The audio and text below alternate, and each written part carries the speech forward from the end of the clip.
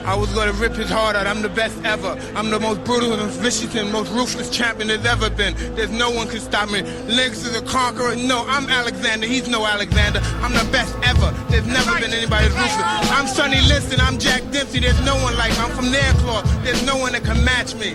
My style is impetuous. My defense is impregnable. And I'm just ferocious. I want your heart. I want to eat his children. Praise be to Allah. It's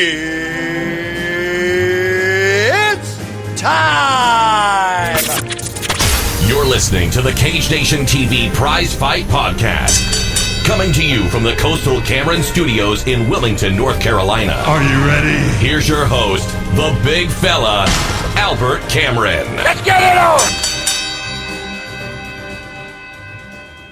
Thank you for joining us for the Prizefight Podcast. I'm your host, Mr. Albert Cameron, and I need to make a confession to you, everybody. I've got 3 favorite words in the English language, and those 3 favorite words are, it's fight week.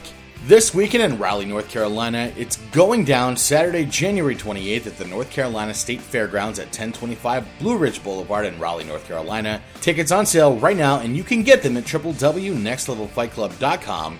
If you buy your tickets online, they will be held at will call, and of course, fight card is subject to change. This week on the Prizefight Podcast, we're talking about Next Level Fight Club 6. On the card, we've got 12 scheduled fights, 2 title fights, 1 explosive main event, and 1 opportunity to see Southern MMA's best fighters in competition this weekend in Raleigh. This weekend on the Prizefight Podcast, we're going to talk about the amateur title fight between Matthew Johnson and Andrew Havener. Harry Coltrane will be making his professional debut against Mumia Abu Dey Ali in the co-main event, and Southern franchise fighter Alan Crowder will be defending his Next Level Fight Club heavyweight championship against Bellator MMA veteran Richard Weitz. Action's happening in Raleigh this weekend, and we're going to tell you everything we need to know about the Rumble in Raleigh for Next Level Fight Club. Don't go nowhere. It's the Prizefight Podcast. Cage Nation TV is looking for bloggers and news contributors to help expand our reach into new markets. We're looking for writers to cover boxing, kickboxing, Muay Thai, traditional martial arts, wrestling, Brazilian Jiu-Jitsu, and mixed martial arts. If you're interested in this completely volunteer, unpaid opportunity, visit www.cagenationtv.com/opportunities or email a writing sample to cagenationtv@gmail.com. We're looking for folks with genuine enthusiasm for the combat sports who enjoy sharing their opinion. Welcome back to the Prizefight Podcast. Of course, I'm your host, Mr. Albert Cameron, and this week we are counting down the Next Level Fight Club 6 happening this weekend in Raleigh, North Carolina. We're going to break down some fights, and if I don't mention a fight or fighter, it's not because I don't feel they're not worth talking about. It's just that I don't know enough to report on them accurately. Now, the best way for me to get that kind of education is for me to be in attendance for Next Level Fight Club 6, which I will. I highly encourage you to do the very same thing. If you've never seen a fight in live action before, if you've never been in the crowd, never seen 2 men duke it out, competing, scrapping, fighting for victory and honor and titles, if you've never been a part of that and you have an opportunity to, you don't do it for me. Do it for you. Because I'm telling you, these fighters that we're seeing today are going to be the stars of tomorrow. That's just how it works. The stars of MMA don't just appear. The UFC goes out to the garden and plucks one. They're like, oh, here's Cody Garbrandt. He's going to be bantamweight champion. Just you wait and see. No, he goes to these smaller fights. I've been at fights where Cody Garbrandt has fought before he was bantamweight champion. And I'm telling you that fights like Next Level Fight Club 6 have national and global implications because these are the guys that the UFC and Bellator are watching. So don't do it for me. Do it for yourself to get out there and say, hey, I saw these fighters before they were fighting for the big stage, and it's kind of cool to tell your buddies. The first fight we're going to talk about is an amateur title fight between Matthew Johnson and Andrew Havener. Johnson himself is riding a 2-fight win streak. His last 2 bouts were second-round knockouts of Chris Jackson in March and Barry Seymour of March of 2014, and then he fought Barry Seymour in December 2013. Respectively. His last 2 fights, second-round knockouts. This will be Johnson's first crack at MMA gold, and to date, he only has 1 loss on his record, a decision loss in November 2013. It is a fact, ladies and gentlemen, stone cold fact, cannot be denied, undisputable, that Matthew Johnson has never been stopped in MMA competition. Now, what adds a layer of, little bit of intrigue, a little bit of what if, is that Matthew Johnson has not fought in nearly 3 years. A little bit of a layoff, but that's okay, because sanctioning bodies like the North Carolina Boxing Commission and the like do not allow guys to fight just cause. If you ever watch the movie Rocky Balboa, you'll see Rocky go into the Pennsylvania State Athletic Commission and say that he wants to fight, that he's fighting for something he really wants to do, and how dare they tell him no? And then there's a big dramatic scene. It does not happen like that by any stretch or measure. Sanctioning bodies like the North Carolina Boxing Commission are on the hook in case someone were to get hurt. Matthew Johnson has been cleared to fight, ladies and gentlemen. Despite a 2-year layoff, this man is primed and ready to get into the cage and start fighting for whatever he's fighting for. Now, in the title fight, Matthew Johnson drew Andrew Havener. Havener is coming off of a submission victory over Blake Whittington back in October, despite being an amateur. Havener does have title fight experience, securing a title victory over Gregory Weitz in March of 2012. So we have a guy who's got a little bit of layoff. He's got his first title fight coming up. He's fighting a guy that's a little fresher, but not by much. A little more active, but not by a whole lot, who has title fight experience. Now, Havener does have the experience overall edge, clocking in a few more fights than Johnson, but everything's relative. So you wouldn't really have an opportunity to mismatch these guys. Johnson had to have been able to prove that in his record, in his experience, he has comparable experience to Andrew Havener. Regardless, we've got a title fight, and not just a title fight, but title fight against two lighter guys. There was a bias that started somewhere around the inception of combat sports. And I mean, that bias was really carried through the 80s and 90s that the heavyweight title fight was the one to see. As we're getting into the 2000s and the 2010s, lighter weight fighters are taking a big hold of that share. What would it mean to either of these fighters to win a title fight as an amateur? That is a big pat on the back and really good momentum to carry whenever these guys turn pro. It's not a matter of if, it's a matter of when. No doubt in my mind that Matthew Johnson and Andrew Havener, if they decide to retire on their own, of course, that happens. But no doubt in my mind, these guys are both headed for pro careers. And to carry a next level championship into their pro career would be excellent momentum. That would be an edge they would have carrying into their pro debuts. Now let's talk about the keys to victory. Let's start with Matthew Johnson. Keys to victory. One, he needs to have accounted for cage rust in his training. Being away from a fight that long, you can't really count on muscle memory to carry you through a fight with a more active opponent. So he's had some really good fights. They were just a little bit ago. So when you're training, and this is what fight teams and gyms were created for. The first MMA super gym was Ken Shamrock's Lion's Den, and that gym was created to get you ready for a fight. So Matthew Johnson needs to rely on his coaches, his training, and to have accounted for cage rust as he's training. He needs to be confident in his strengths. He's got knockout power. He's got durability. He's got an incredible chin. Never been stopped. Let me say that again because it bears repeating. Matthew Johnson has never been stopped. He hasn't tapped out. He has not been knocked out. Not that there's any shame in having that happen to you. That's part of growth as a fighter. But he's never been submitted, never been knocked out. So he's got chin and durability on his side. He needs to be confident in those strengths. He hasn't been stopped for a reason. He needs to rely on that. And also, he needs to remain confident that he does have the winning momentum. He hasn't fought in a while, but he does have winning momentum. In his mind, in his awareness and his consciousness, he is coming off of a winning momentum. A body in motion is much harder to manipulate than a body at rest. Matthew Johnson has got that going for him. For Havener, the keys to victory is he's got experience on his side, and he needs to go into the fight knowing that he's the veteran in the contest. He needs to be completely prepared to impose his submission and ground game against a man who's never been stopped. That's a tall order, but it's also an interesting challenge. Havener knows that Johnson hasn't been stopped, but he also has the opportunity to be number one, and this is a title fight. And when we're talking about title fight, you have men, competitors, athletes ready to do what needs to be done to go home with the gold. And that would just be another feather in the cap of Havener that he stopped a man who's never been stopped before. The last key to victory is he has been more active than Johnson, but not by much. His complete game, his submission, his striking, his gas tank, all of those things need to come together and they need to complement each other because we are in a title fight. And when you're in a title fight, you need all those wheels to be turning in the same direction at all times. So for Havener, if he's going to stop Johnson, all the stars need to align. He needs to prepare correctly. He needs to have confidence and he needs all of his games to tie together. This is a fight that I'm really excited to see.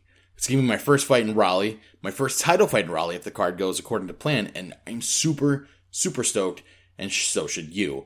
Before we talk about the co-main event, I want to remind you that you can still get tickets for this bout at nextlevelfightclub.com. If you buy your tickets online after the 14th, which we are after the 14th, those tickets will be at will call, and you don't want to miss this incredible night of action. In the co-main event, Harry Coltrane is going to be taking on Mumia Abu Dey Ali. Coltrane is making his pro debut. So we have an amateur who was a title holder. He has submission skills proven, knockout skill proven, and he's making his pro debut. He ended his amateur career with a win against Jordan Wilson in September of last year, capping his amateur days off with a title victory. We just got done talking about what does a title victory mean when you're going into the pros. It's that little boost of confidence, that little edge, that little pat on the back that's carrying you into a much more difficult challenge in your life. This fight is close to his 8-year anniversary in the world of mixed martial arts. Harry Coltrane has got a tall order. Guys don't turn pro because it's something to do. I'd like my hobby to pay off. If you walk into an MMA gym saying, hey, I'd like to compete as a hobby, no one's going to take you seriously. To get to the level where you have coaches and training partners sharpening you, getting you ready for a fight, it's because you have displayed a dedication, which Harry Coltrane has done. Harry Coltrane now making the pro debut. His coaches, his trainers, his teammates think he's ready. It's a lot different. It's a lot more than just getting paid for a fight. If you want to get paid for fighting, I'm sure there's someone who will fight you out in the street somewhere for a couple bucks. No one will ever take you seriously. But we're talking about elite professional competition. This is a fight in Raleigh, one of North Carolina's best cities. And you're fighting as a professional against people who have trained to fight as professionals. This is a big deal for Harry Coltrane. It's a big deal for us to be able to see that fight in action. Now, Dey Ali made his pro debut in April of last year with a 49-second TKO victory over Anthony Cordero. In his amateur career, he has similar title experience to Coltrane. So, as an amateur, you need to take yourself seriously, but not so seriously. Your amateur career is meant to find out what are your strengths, what are your weaknesses, what am I good at, who do I match up against, what's my style, who does that style match up against better, where are my best opportunities to be successful as a fighter. That is what your amateur career is for. But to have a title in your amateur career is indicative that you're getting towards that next level, that you're ready to fight on a different level. Now, a lot of the fight metrics for Dey Ali aren't available because his careers have been short. We do know that he has explosive knockout power out of the gate. We know that you can't mismatch. So somewhere along the line, it hasn't been proven that Dey Ali and Coltrane are comparable opponents. But what we know is, we know Coltrane has really good submission skills. We know Dey Ali has an explosive knockout ability, as we saw in his pro debut. What it could be, and I can't say for certain because, again, those fight metrics aren't there for me to utilize, is that we could have your classic grappler versus striker situation, which is awesome. And when I say classic grappler versus striker situation, I'm not talking about like a Hoist Gracie versus an Art Jimerson, because MMA has evolved past that. We are 24 years outside of UFC 1, and fighters know that they have to be proficient in everything. You can have your inclinations and leanings. Harry Coltrane's better at submissions, maybe. Dey Ali has knockout power. You can have striking or grappling inclinations, but fighters know that if they're going to be pro, if they're going to compete on much higher levels, you have to be proficient at everything. Now, both of these fighters are going to have the X factor. They're going to have the intangible. They're going to have that extra little something of wanting to keep a pristine pro record. Ultimately, someone's O has got to go. Dey Ali already has a victory in the pro circuit, but he wants to keep it undefeated. Harry Coltrane making his debut, and what better pat on the back for Coltrane would it be than to win your pro debut? Both the beauty and the downside of man-on-man competition is that someone has to win, someone has to lose. Someone's O is going to go. So we got pride, we got honor. We have an undefeated record on the line in the co-main event at Next Level Fight Club 6. Let's talk about the keys to victory. For Harry Coltrane, he needs to be prepared for Dey Ali to come out strong and begin headhunting early. If you're coming out of a pro debut with an explosive knockout early in the first round, if it were me, I'd capitalize on that. I can't speak for Dey Ali as a fighter or his training camp, but if it were me, I'd want to capitalize on that. Having an H-bomb in your hand when no one's expecting it, that's a good trump card to have. For Coltrane, he needs to be prepared to take the fight to the ground and look to finish strong. If he can get past Dey Ali headhunting early, and he's able to push the fight to the ground and pace himself, but look for strong submission finishes, that would be to his advantage. His third key to victory. Turning pro is a big deal. There's money on the line, there's honor, there's pride, there's that next level of challenge. You're welcoming yourself to competition that has already ascended the amateur division, and he needs to rely on proper anxiety management for a debuting pro fight. Keys to victory for Dey Ali: he has never lost by submission. He needs to remain confident in submissions and his ground defense. If you haven't been stopped by submission, then you clearly know how to defend one. You know how to stay out of those positions. If you stay out of those positions, there are no submissions. So Dey Ali clearly knows how to defend against him. He needs to remain confident in his ability to defend. When the opportunity presents itself to score a knockout, he needs to capitalize without forsaking defense opportunities. You remember in the movie Batman Begins with Christian Bale, and they're fighting on the ice with swords, and he thinks he has Liam Neeson, and Liam Neeson says, "You gave up sure footing for a death stroke." You need to avoid that. Yes, he has a spectacular knockout. He has not been stopped by submission, but it would be unwise to go headhunting if you're going to give up a defense opportunity and perhaps get caught in a nasty submission. Both fighters are going to be hungry. They're going to be ready to fight, to scrap, to score decisively. Both of these guys, especially Dey Ali, need to be ready to grind a complete fight to a decision while scoring decisively. If you are going to risk leaving the judges' hands, you need to make it pretty obvious that you won the fight. When we come back to the Prizefight podcast, we're going to talk about the main event, the heavyweight title fight. We're going to be talking about Alan Crowder versus Richard Weitz in the main event of Next Level Fight Club 6 going down in Raleigh, North Carolina this weekend, January 28th.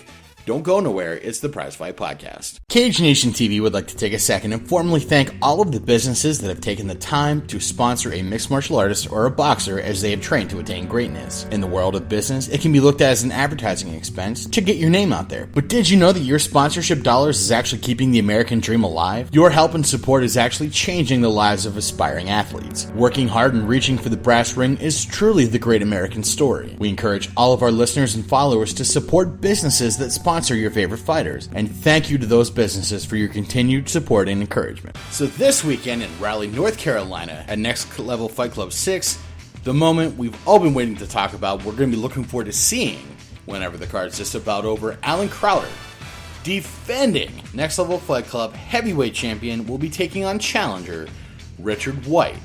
It's the main event, it's the heavyweight championship. Everything about this fight says this is the destination, January 28th in Raleigh, North Carolina. Let's talk about the challenger first. Richard Weitz is a veteran of over 30 professional fights. He's a 10-year veteran of the sport. What does 10 years look like? In the world of MMA, 10 years ago, we weren't sanctioned in New York. We weren't sanctioned in a lot of places. We were just coming out of The Ultimate Fighter. We were just coming out of the UFC's dark days. Things were starting to look up. And Richard Weitz was putting in the work, he was putting in the grind, he was training, learning, improving during that time. 10 years ago doesn't sound like a very long time ago, but in the world of mixed martial arts, as infinite as the sport is, 10 years ago might as well have been 100 years ago. And it was that era where guys are doing the work without guarantee of being able to fight anywhere that's convenient for them, because not every state embraced the sport of mixed martial arts. So Richard Weitz was doing the work when there was no guarantee it was going to pay off. And for that, I applaud the man. Now, Weitz remains extremely active.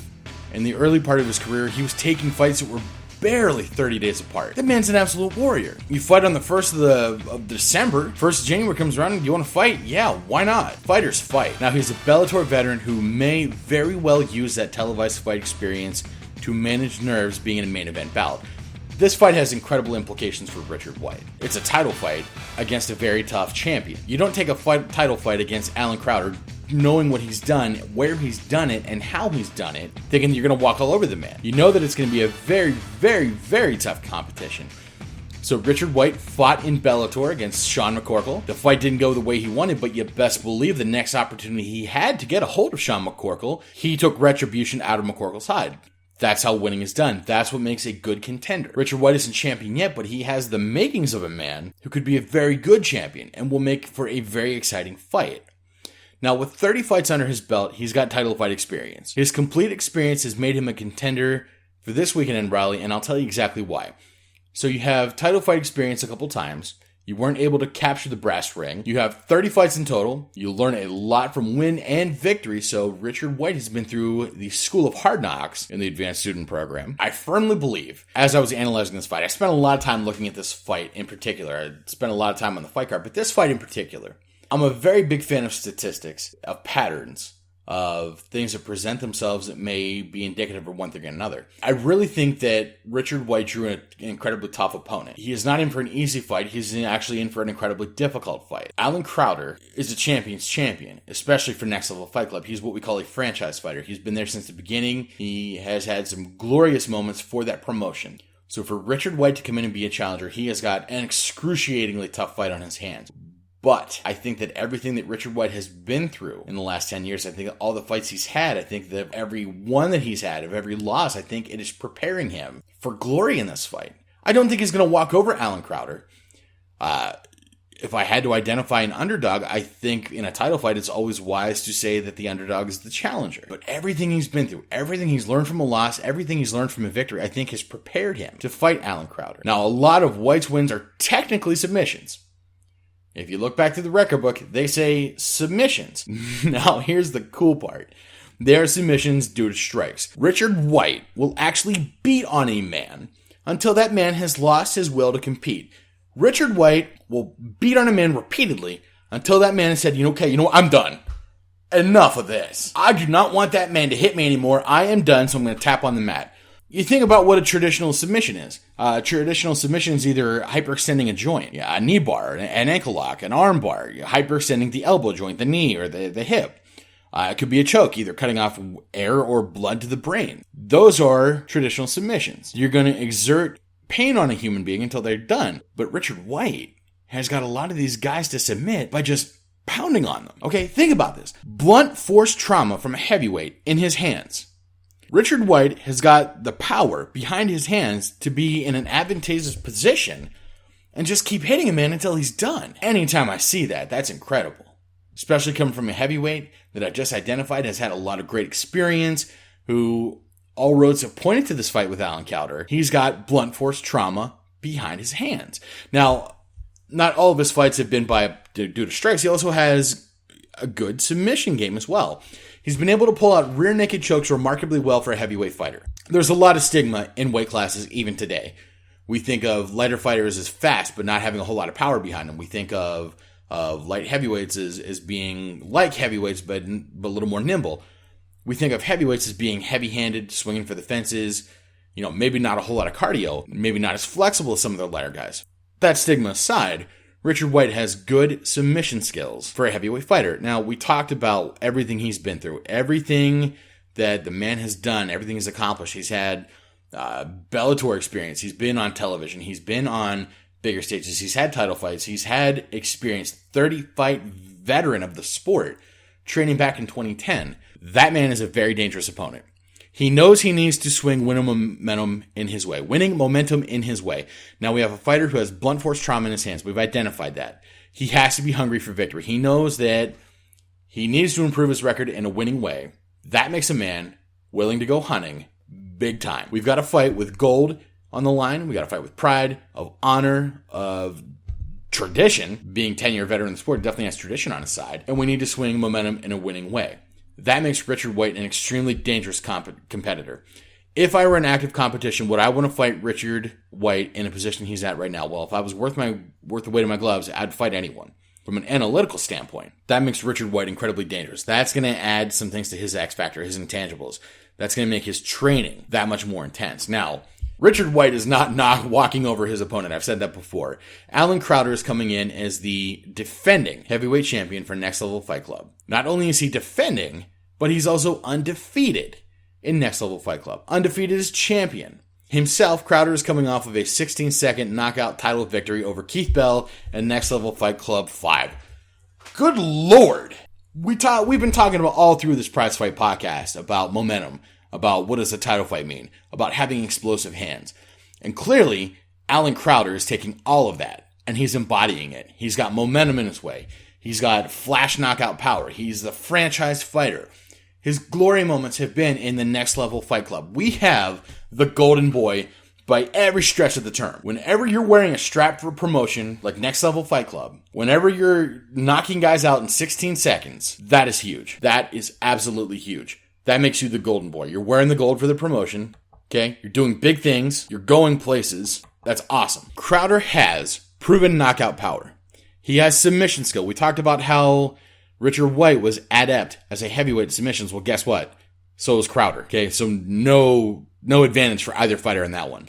Knockout power, submission skill, and the gas tank to go the distance and win unanimously.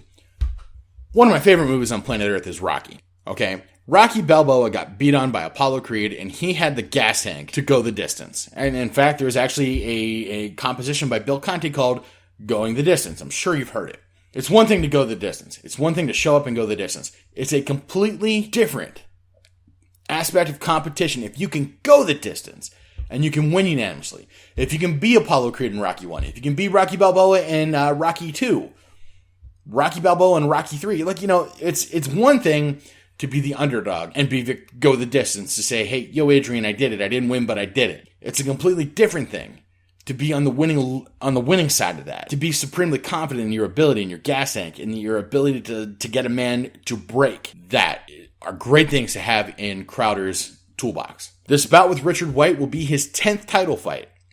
8 times out of 9 so far in Crowder's career, he has historically won title fight. He has an 85% winning ratio as far as title fights are concerned.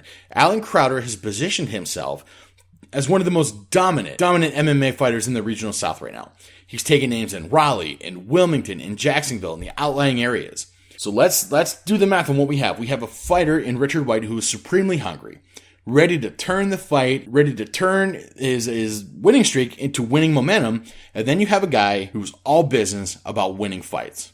Not just winning fights, but winning title fights. A title fight is Alan Crowder's house. That's what he does, and he's good at it. So what we have a man with everything to win in Richard Weitz, who knows he needs to be dangerous. He's in an incredibly dangerous position. We also have a champion that appears like he's not being dethroned anytime soon. Ladies and gentlemen, I introduce to you the immovable object versus the unstoppable force. For those reasons, this title fight in Raleigh, North Carolina, January 28th at the North Carolina State Fairgrounds, has to be one of the most exciting heavyweight fights I have seen in a while, and I've told you why. I've given you plenty of reasons why this fight is so supremely action-packed that you don't want to miss it. Well, let's talk about keys to victory. Let's talk about getting onward. We're going to start with Richard Weitz. Richard Weitz is bringing the experience into this fight. He is a 30-fight veteran. He needs to trust the trainers and coaches that have brought him to the dance thus far. Okay, you don't learn how to beat a man until he quits by just listening to anybody. He clearly has people in his corner that are ready to train him to get to that next level, to overcome the hurdle, to bring the fight to Crowder. He needs to trust those guys. When they're in his ear, he needs to listen to what they're saying, and he needs to implement. He needs to be ready to stick to a strategy and quickly identify when he's in trouble, and then have an exit strategy for those tough spots. It's one thing for a fighter who's heavy-handed, like Richard Weitz is, to go in and start throwing leather. That's very exciting. But this is a title fight. He needs to rely on strategy. If he sees he's in trouble, that he's about to be stopped, or he's about to get hurt or lose points in a big way, he needs to be ready to get out of that. Lastly, he needs to be ready to impose his will and lay down those crushing blows as soon as he can find an opening. What makes Richard Weitz such an imposing heavyweight are those strikes, those knockouts, to hitting a man so hard that he quits. That is strength for Richard Weitz. Now, for the champion, for Alan Crowder, he has home field advantage. He's been on a next level card. He's riding a winning wave of momentum for Next Level Fight Club. He needs to remain relaxed in a familiar environment and focus on victory. He's been here before. You think about one of the greatest football celebrations. I don't care which one. Think in your mind of a great winning celebration in football. Guy scores a touchdown. He does his dance. He's showing off. In my mind, what sticks out is Barry Sanders. When he'd score the touchdown, he'd hand the ball to the referee. He's onto it because he's been there before. That's important for Crowder to realize. He's the champion. No one's been able to dethrone him yet. No one's been able to stop him in Next Level Fight Club. Everyone that Next Level Fight Club has brought him, and clearly quality opponents, he has not been dethroned. He has been the victor. Crowder also has the ability to finish the fight fast, or he can go the distance, whatever strategy he chooses. He needs to be committed to solid execution because he is fighting such a hungry, dangerous opponent. Lastly, he needs to remain confident in his championship ability and his preparation for the bout. When it's a title fight, everything changes in your head, okay? It's one thing to be a contender, to be hungry to show off what you want to do, but now we've got gold on the line. It's a pro fight, so there's a win purse on the line. There's prestige. We know that the UFC is watching smaller promotions. And when guys have gold around their waist, that little bit of belly bling, okay, that gets you ahead of the notice line. That's what makes this fight so important, so incredible. Crowder, heavyweight champion, taking on challenger Richard White in a main event that I can't tell you I've been this excited for in quite a while. You don't want to miss Next Level Fight Club 6 happening at the North Carolina Fairgrounds this weekend in Raleigh, North Carolina. Tickets are available at www.nextlevelfightclub.com. Doors open at 6, bell time is at 7. As always, the fight card is subject to change, but what an incredible night of fights we got. I will see you at the North Carolina Fairgrounds in attendance for Next Level Fight Club 6. And until next time, well, before we talk about next time, Cage Nation TV South will be on site at Next Level Fight Club 7. We're going to bring you the entire recap. If you're not in the Raleigh area and you still want to watch this fight, it will be available for streaming at flowcombat.com, F-L-O combat.com. Until next time, fights, Cameron, action. We'll see you in Raleigh.